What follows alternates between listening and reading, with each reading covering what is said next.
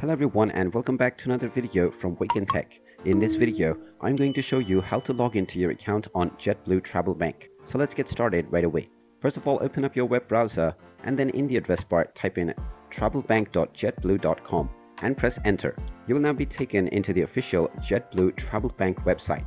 Now right within the homepage, you will be able to find the login portal. Just type in your login ID, which is the username that you have set while creating your account, and then underneath within the password box type in your account password. You can then click on the login button and this will log you into your account on JetBlue Travel Bank right away.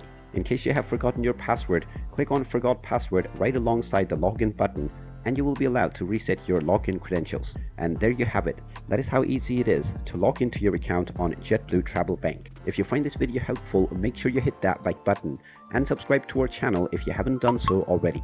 Also ring that notification bell to never miss another update from us. Thank you for watching and I will see you again in the next video.